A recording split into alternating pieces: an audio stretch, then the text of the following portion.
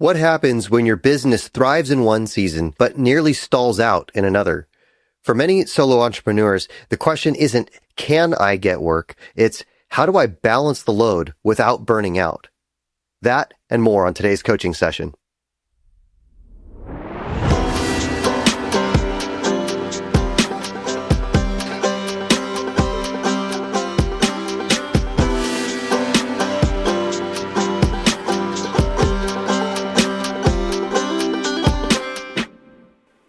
Today I'm working with Joe Brinegar, owner of Ignite Gas Appliance Solutions. And Joe has built a reputation as the go-to guy for propane and gas appliance repair in his small town community. But like so many in seasonal industries, he's really wrestling with how to keep work steady year round and whether now is the time to bring on his first employee. So in this session, we dive into Joe's story, the unique challenges of running a one-man shop, and what it looks like to build a business that serves both your customers and your calling. Let's get started. So, Joe, why don't we start with this? Share just a little bit about your background, like your business, how long you've been doing it, and, do you have a team, all that stuff? So I'm a sole proprietor right now. I started doing this in 2018 on my own. So I started a company called Ignite. Basically, I have been in construction since I was about 17. Long story short, the economy crashed in like 07 or 08, and there was no construction jobs. It used to be you just walk onto a job site with your tools and they're like, hey, start working, and then we'll pay you. But then it started becoming like, oh, we need to, have you fill out an application, which was unheard of in construction. So I just basically couldn't find a job. So after about a year of a search, I went to work for a pretty big propane company in our area. And I learned a ton of stuff about doing gas appliance repair, gas plumbing. Part of my background before all that was my father-in-law was a plumbing contractor. And so I had learned quite a bit about doing plumbing and gas. And I learned even more when I worked at JS West. So after working there for about 8 years, I got my contractor's license. I had like this 2-year thought process in my mind that I would start my own business. And it really took me a while to do it, but I finally pulled the trigger. I got my contractor's license and started Ignite. And kind of that's where I'm at today. That's been since 2018. Okay. And tell me a little bit more about Ignite. So what do you do with Ignite? I do gas appliance repair. Pretty much anything that up here we have propane mostly. I can work on natural gas stuff, but we don't have it in our area. I specifically named the business so that I could expand into gas areas or not just propane. So the official name is Ignite Gas Appliance Solutions. I didn't want to have propane in the name in case I expanded. And so basically water heaters, cook stoves, gas fireplaces have really become one of my staples in the wintertime. I've really got a knack for working on those things. And I don't know why people just kept calling me and I kept saying yes. And I actually didn't know how to work on those very well when I started. And nobody in town wanted to do them. So I'm the guy now. So it's kind of cool. I also run gas plumbing. If somebody wants a gas line ran to their barbecue or to like a new cook stove that they're converting from like electric to propane, I can run gas lines for that stuff. Okay. So yeah, that's pretty much in a nutshell the things I do. So thanks for being on today. If you could walk away with one thing, I want you to pretend that you actually paid me like $1,000 to be sitting here and you're really looking for insight to take away and apply in your business or in your life. Like, what's one thing that you would love to get some clarity on as you enter into this today?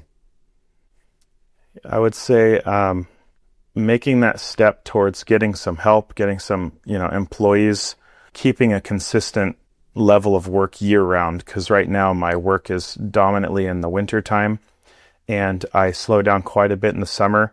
I know how to get the work in the summer, but then I'd be very, very busy in the winter. So I feel like I have an off-balance scale between seasons. And, a little help in that area would be good. Okay. So being able to distribute the business throughout the year so that it doesn't overwhelm you. Yeah, exactly. You mentioned wanting to bring on some help. Tell me a little bit more about that. Have you ever had employees before? No, I never have. I've helped manage people at the propane company, but I've never actually had my own for Ignite. Okay. So those are kind of two related but separate areas. Which of those are you interested to kind of dive into first? Yeah, maybe the keeping myself busy enough year round would probably be a better place to start. Yeah, I think that's wise. Once you can't breathe, or hopefully before you get to that point, you got some help. Okay, so tell me a little bit more about the seasonality of your business. Like, why is winter the busiest? And you said you know how to get work in the summer, but then you'd be too busy. So, like, what's the difference between those seasons? So I would say with propane, one of the major components to it is that you're heating with it. And so people just don't use it as much in the summertime. You're using it to cook and heat your water, but that's mostly, other than luxury stuff like fire pits, outdoor fire pits and barbecues, I would say like the necessity things are they're really using more propane in the wintertime. So I get calls a lot for just heaters, gas fireplaces. I would say that's probably about 90% of the calls I get in the wintertime. And it might even be a higher percentage than that. You know? Wow. And are those triage sorts of calls where they're like, wanting to use it and something's not functioning correctly? Yeah, typically. There's a rare customer out there that maintains things, and most people call in when they're in an emergency or their heater's not working or something like that. But I have a very small percentage of customers that actually call me on a yearly basis to have me maintain stuff. Mm-hmm. Okay. Yeah. And then what is summer tip? You said it's like luxury appliances in the summer is sort of the norm. Yeah. Yeah. Barbecues, fire pits, just, outdoor propane things. But those are few and far between as far as how many people actually have those. They're not really a need, they're more of a want. And so you just don't have as many out there in the field. Yeah. Okay. And then earlier you mentioned, I know how to get more business in the summer. Tell me more about that. Yeah, I feel like I could ramp up my advertising. I'm not horrible with social media, and I used to have a better presence on there. Okay. But it feels like there's two things that are in tension here. So, hey, most of the work that would come in during the summer is sort of luxury and optional. Do you think that just that sort of work would scale up if you started really marketing? Yeah, I think I could get it to scale up quite a bit. Okay. But I guess, Oh, go ahead. yeah, I was going to say, I guess my dilemma is I've kind of done this in the past. I've kind of been in the spot where I had a decently busy summer. But then when the winter hit, I almost couldn't take any of those other summer type work calls because all the really pertinent heater repairs and emergency stuff were coming in so much that my calendar would be too booked, and then people just wouldn't use me in the winter because I'm a sole proprietor. I'm by myself. Mm-hmm. So, for example, I'll have, let's say, in the winter, pretty consistently 3 weeks at 5 service calls a day on my calendar, working Monday through Friday. So, I can only do so much by myself. And then if more calls start coming in the winter, then I would just have to have another person to help me.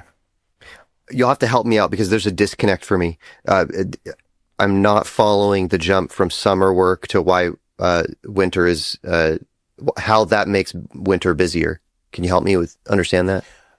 So basically, I always get the heaters in the winter, no matter what. Like they literally call me. I don't even have to try for the work. People's heaters break and they call me and they're desperate. What I've noticed happened is if I'm taking on other work besides winter work, I'll be like maybe 6 to 7 weeks booked out. But people won't really do that because I've noticed okay, so I have an answering service that answers my phone for me, and they put schedules on my Google Calendar. Mm-hmm. So a person calls in, they say, "Hey, Ignite, how can I help you?" And they're like, "My heater's broken." And they're like, "Okay, let's see. When's Joe available?" "Oh, he's available in 4 weeks on Wednesday." And they're like, "Oh, that's not going to work for me. I need a heater. It's December, And so I think what happens is they either go somewhere else or they try to do it themselves, which is always bad with propane or gas. And I think that's where it's hard, is that when you're too booked up, people just will say, never mind, I'll call someone else. And so I think that if I'm busy in the summertime, it makes my winter phone calls like even greater, but then I don't get the work because I'm already like up to the, gills with work, Okay, I still didn't make the jump with you. Is it because people are like, they liked working with Joe, and so now they're giving you a call in the winter? Yeah. When you ramp your sales up in the summertime, you might get more people wanting to call for that kind of work in the winter, which is maybe not heater work.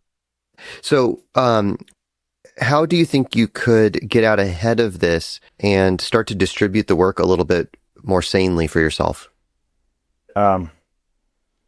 I feel like the logical thing to do would be hire somebody for the winter only. If I ramped up the workload, maybe have somebody that's an experienced plumber come in and take all my plumbing for me.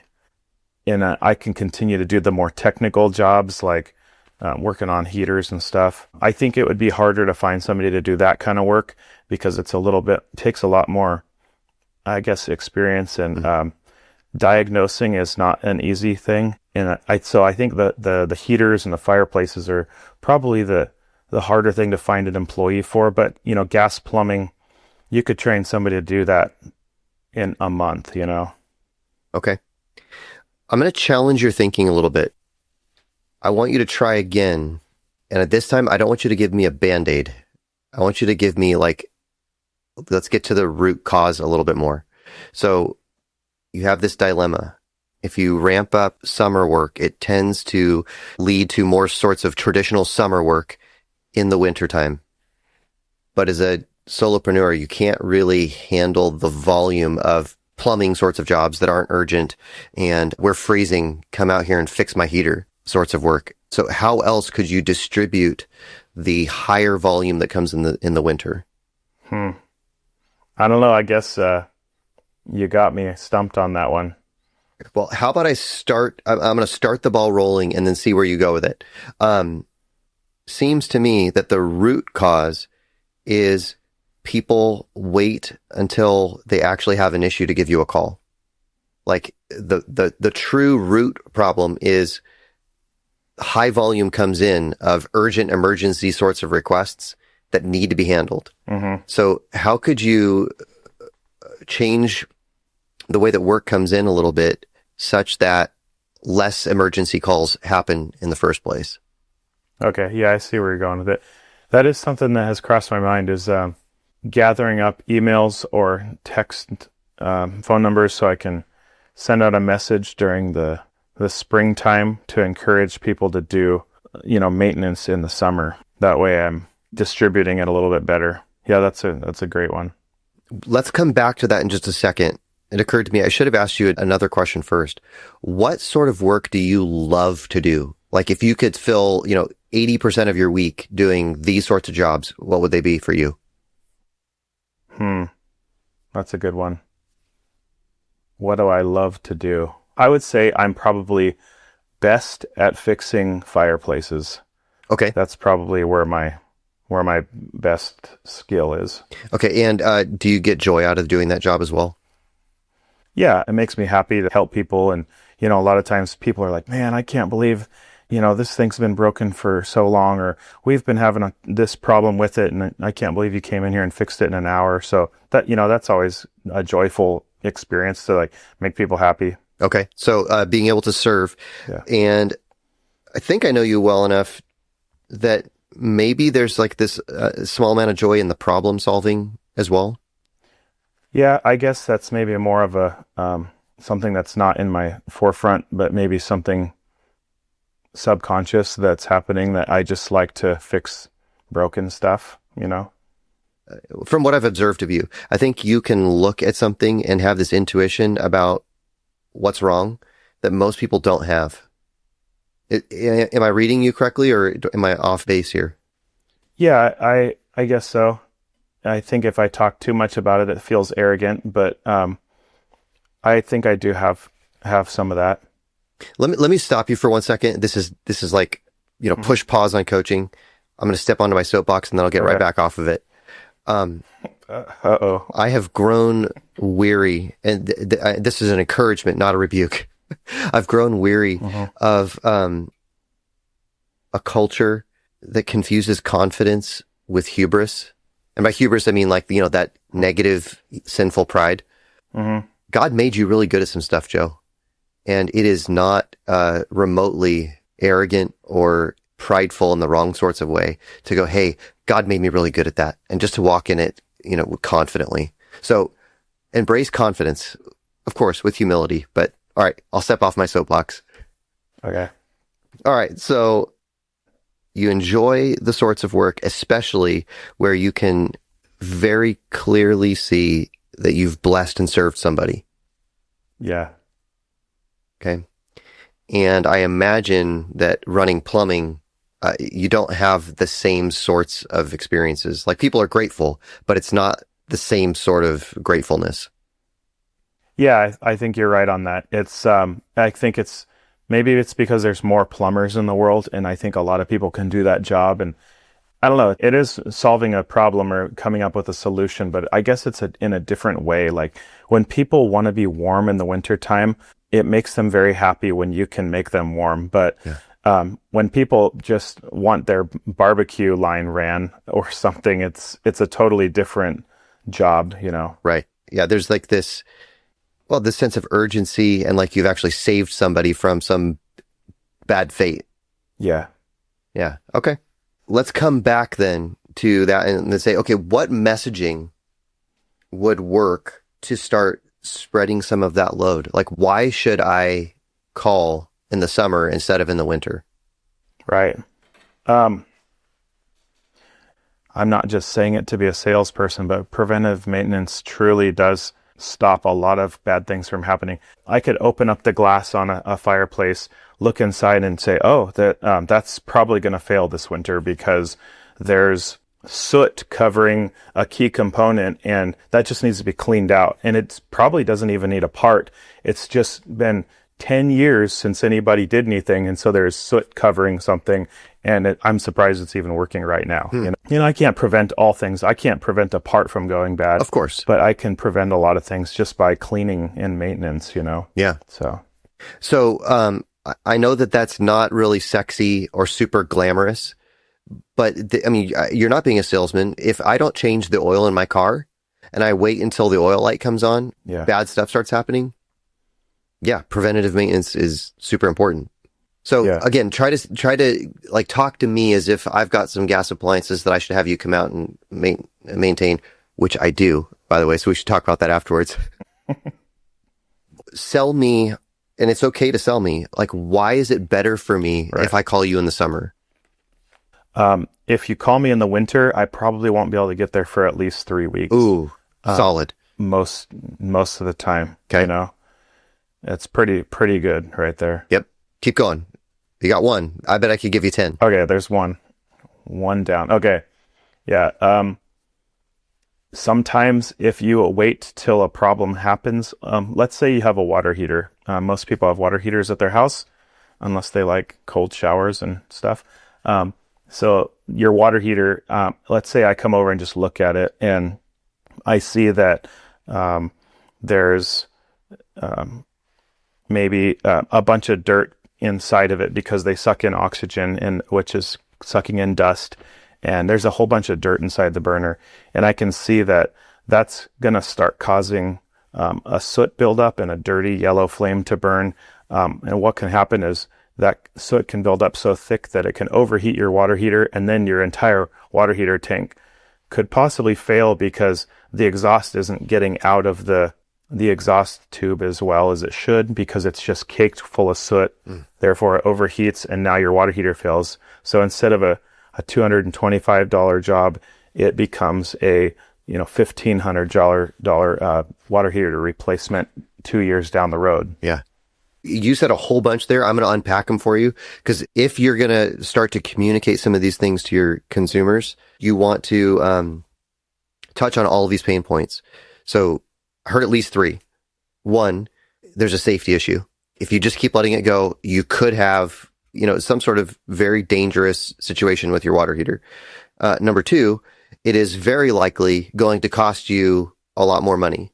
It could have been, really lightweight, inexpensive, but now you're talking about maybe a full water heater replacement. And then the third one, I think, is sort of related to the cost, but there's time cost of, I could either be here for an hour and do preventative maintenance, or if you can even get a hold of me, it's going to be a lot longer job. It's not just a 1 hour appointment. I just thought of a fourth one. If the water heater fails because the bottom gets burned out and now I've got water damage, it's not just a water heater replacement anymore. It's maybe floor fixing or drywall or carpet. Yeah, those are all really good. So maybe that jarred some new things loose for you. Why else should I call?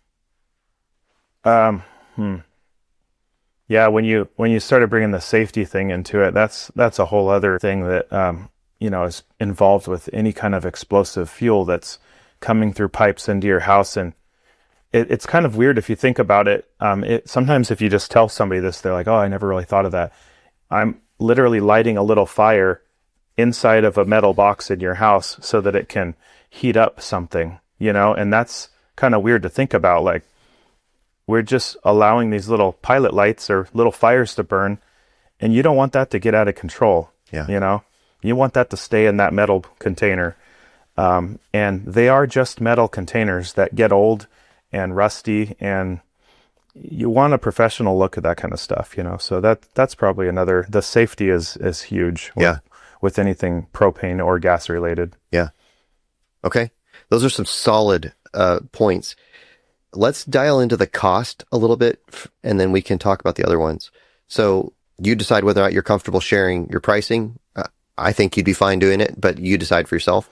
If I have you come out and do maintenance, let's say I've got a propane stove and a gas oven, and I wanted you to, have a look at them. How long is the appointment, and or what's the cost to do that? Yeah, typically, like, I don't mind sharing my pricing. I think I'm pretty competitive with other people. It's, like a 1 hour service call would be $225. Okay. If that lasts like 30 more minutes, I probably wouldn't charge more, but if it goes into the 2 hour range, I'm going to be upping that. It's probably something that I should probably be just being totally honest, I should probably be a little bit tighter on how I charge, because most of my jobs are 1 hour long.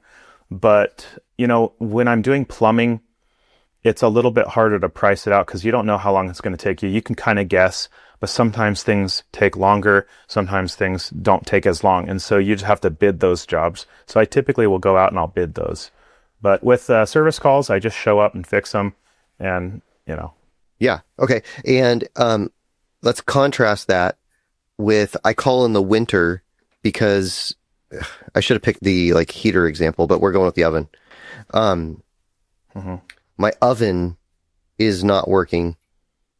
How much is it going to cost me to have you come out and troubleshoot it, probably buy some replacement parts or whatever now? And again, I know it's hard for you to guess or to know exactly, but just give me a guesstimate. Yeah, sure. Like, if your oven's not working, most likely it's your igniter that went out. And those are, inexpensive parts. By the time you're out the door, you're probably under $300 for the part and the job. Okay. And I probably was able to diagnose it and repair it within the hour. Okay. So let's talk business strategy for a second. You don't have to go do this, but my suggestion would be you have summer rates and winter rates, because the value that you can provide by being available in the winter is higher. So you might say winter season rates are a certain amount, and they're roughly double the summer rates. I don't know. I'm making this up as I go, but you could experiment with this a little bit. And so when I go and call a former customer and say, "Hey, Billy, I did a repair on your water heater, 2 years ago. I'm calling because I'm running a summer special," or something like that, where I'm trying to encourage people, hey, get out ahead of problems. maintaining your things is so much less expensive than fixing them after they fail. I'll come out, have an inspection of all of your appliances. That costs you X, say $300 to do all 3 or 4 of your propane appliances. If just one of them were to fail in the winter, it's going to cost you easily double because I have less time. I can't service all of the people that call in the winter, so I have to charge more. And there's probably going to be parts replacement involved. So minimum, it's going to cost you double. Would you like me to, schedule a time this summer to come out? The beauty of that, as you already said, is when you take off the front glass on a stove, you can tell pretty quickly whether or not something was going to fail. So you've actually just helped reduce the calls that you would get in the winter anyway, because you're probably going to catch a call that would have come in January. Yeah, for sure. I agree totally. What do you think the best method would be to reach out to people? Would it be text? Like for me, I actually like texts. I think that's probably my preferred method. I feel like a text feels more personal. I don't know. What do you think? Or a phone call? Do I have somebody call these people? I don't know if I could call them all, but. Yeah. So let's start with what I didn't hear you say. I didn't hear you say Facebook or Instagram or any of those things. And that makes me happy. Although I think you could use those. I think they're probably just less effective, but it could be part of an overall campaign. Here's what I already know about you. You're a deeply personable, social person. I think that the most powerful connections that you are going to make are going to be either in person or over the phone. With that said, there's definitely a place for text. You're right. It is more personal, and email can be overwhelming. But I think you've set up a little bit of a false dichotomy for yourself in having to pick one or the other. You might do all of the above and let people opt out if they don't like the channel that you're using. Yeah, that's true.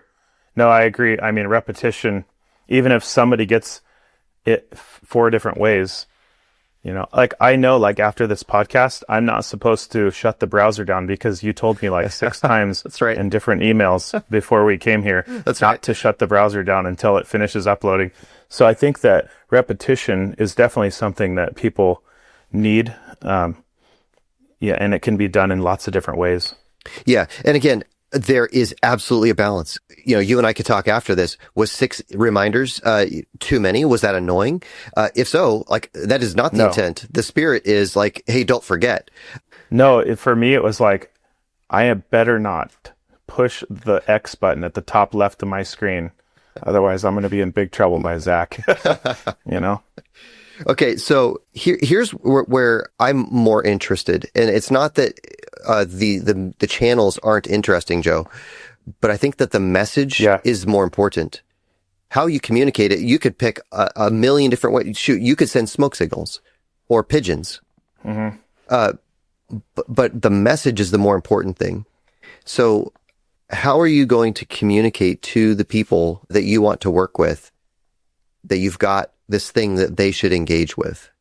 Yeah. I really like, I do like the idea of like social media for the fact that I could make a video and it could just be like me saying, hey, it's Joe, give me a call so I can maintain your stuff, And I think when people see your face and you're like happy and, smiling at them and like saying, I just think that there's something more personal to that, even though it's a video that's going out to 1,000 people. I like those methods, but it is the best way to distribute those is kind of through social media, which I think is slightly less effective, Yeah. So let me float a random idea for you. As a solopreneur, I think sometimes we get preoccupied with trying to do things that scale. But the truth is, there's a serious bottleneck in your business. And I'm staring at him. Right? You only have one of you. Yeah. Yeah. So even if you were able to put something out on Facebook and you got 300 people to call you, you wouldn't be able to service all of them. Not today anyway.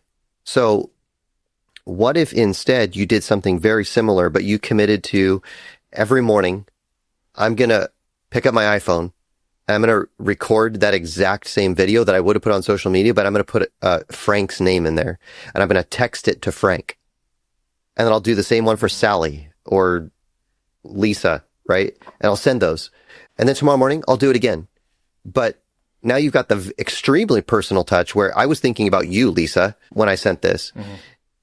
And you could even, in fact, you should go through your client list and pick the people that you like working with the most. Most of those people are still not going to call, but that's okay. You've reminded them that you exist, for one. And if only half of them, or even only 25% of those people call you during the summer, you have now solved at least 25% of your pressure in the winter. So I would just encourage you, do things that don't scale. How would your life be different trying to lean into growing a business that you're enjoying on your terms and has you spread a little bit more evenly throughout the year? Like, do you think you'd still be in a spot where you're like, oh my gosh, I have to hire somebody? Yeah, I mean, I do think I should probably get to a point where I need to hire somebody. I do think that I'm capable of doing a lot more right now on my own, which is probably not an answer that you want to hear because that's not like, growing my business. But I do think that I need to get to a point to where I'm personally more spread even through the year before I make that employee step. Yeah. And maybe that's just me being kind of like nervous to jump into being a California employer, That's legitimate fear. I get that. Look, there is nothing wrong with being 75 and still being a solopreneur. Like, growth for growth's sake is not a good thing. I think that you could grow a really healthy business that with a team of 5-10 people, all for God's glory as well. So it depends on what God has called you to specifically. But there's no right or wrong on this.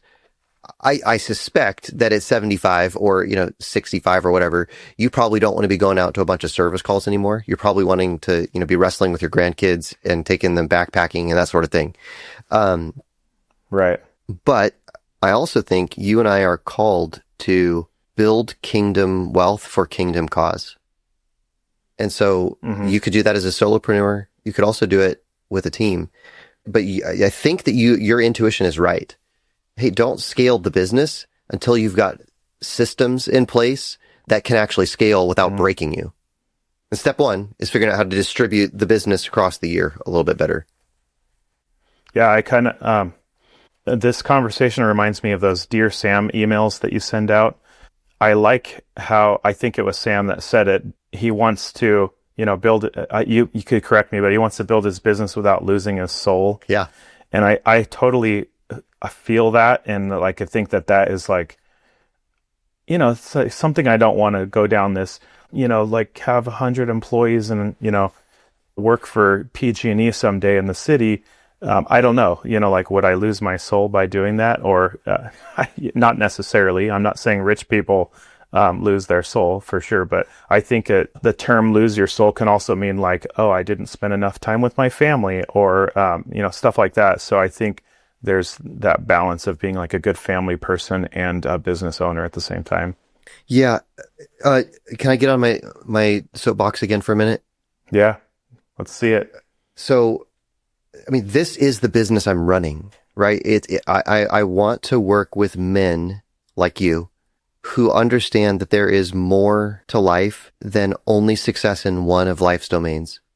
And when I say grow a business that you love, that God's called you to without losing your soul, really what I'm pushing back against is over-indexing on the work domain by itself. God made you a whole person, and he has made you a husband. He's made you a father. He's made you a member of his church. He's put you in a community. He gave you a body to care for. And I don't want to be the guy that spent all of his hours worshiping at the altar of the business that I was building at the expense of all the other things. Nor do I want to be a slacker that didn't use all of the skills and the gifts and the talents that God gave me to build something really cool for his glory. So there is a balance there.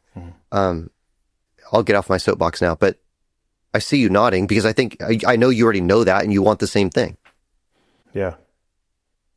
Remember the story of, or when it's not a story, the parable that Jesus tells of the talents, like the 3 servants? Yes. I'm fairly convinced. Like I don't want to stretch the application. The context matters. He was definitely talking about what they've been entrusted with in terms of the gospel, but I think the principle still applies. To one, he gave 1 talent, 1 2, and 1 5, right? I don't think I think Jesus could have told the story and inverted it. The guy with 1 could have went out and doubled it, and the guy with 5 could have buried it in the yard. And the response would have been the same. Hey, you wicked, lazy servant. Like, I gave you 5 talents and you buried them. Joe, God has gifted you and he's gifted me with a lot of abilities and talents. I don't want to hear, depart from me, I never knew you, with the things that he's given me to do. And so part of that is, I need to go build a business that supports my family, but also blesses a lot of other people, because I believe that's what I'm called to. And I'm not sure what that is for you, but whatever it is, you should lean into it. And if that means 100-person business someday, praise God. If that means that you stay a solopreneur forever, and are content in that, praise God. Yeah. Agreed. Okay, since we've kind of wandered into this area, let me ask you one other thing. Sure. You've got a son and a daughter and a son-in-law. Is there any element of legacy in the business that you've built so far that is interesting to you? I mean, I want there to be. So far, there's not. I mean, I could see my son or my son-in-law probably working for me at some point, but it's kind of hard to tell if that's going to happen or not, because my son is, more interested in other things, which, I wasn't interested in what my dad did either. So. Sure. But I think when you get a little older and more mature, sometimes you realize like, oh, I'm going to do what dad did, But so I would like to build in some legacy into everything. Be interesting just to have something to give away, Right. I mean, if we trust Proverbs that a wise man leaves an inheritance for his children's children, I think that does impact and inform some of the things that we think about and decisions we make for our businesses. I know that was kind of a random rabbit hole. We don't have to go down it any further. No, that's good. I agree. Well, Joe, as we wind this down, what's one key takeaway or one thing that you're going to go and do? I think the major thing that I need to start doing is gathering a way to contact I have that way. Like phone numbers and emails of people, some way to reach out to my people, my customers next spring or summer, and try to get them to call me earlier in the year, during the hot season. Yeah. I think that would be really helpful. I think that's something that I have thought of in the past, and I guess I just haven't pulled the trigger on. I don't know why. It's probably a pretty easy solution, to be honest, Okay. So I'll hold you to that. But I am going to challenge you on one thing. Okay. Why does it need to wait till the spring? Okay. I don't know. Maybe I could just do reminders and, year round or something like that. But I guess I'm thinking spring because it's right before summer. So I'm like trying to get it in their head as, and I probably wouldn't just send one. I might send multiple, Yeah. I should have asked a smarter question. What I meant was, why couldn't it happen in September of this year? Like, it's still not winter. Right. You're trying to get out ahead of it a little bit. Sure. I mean, could you handle a few extra jobs?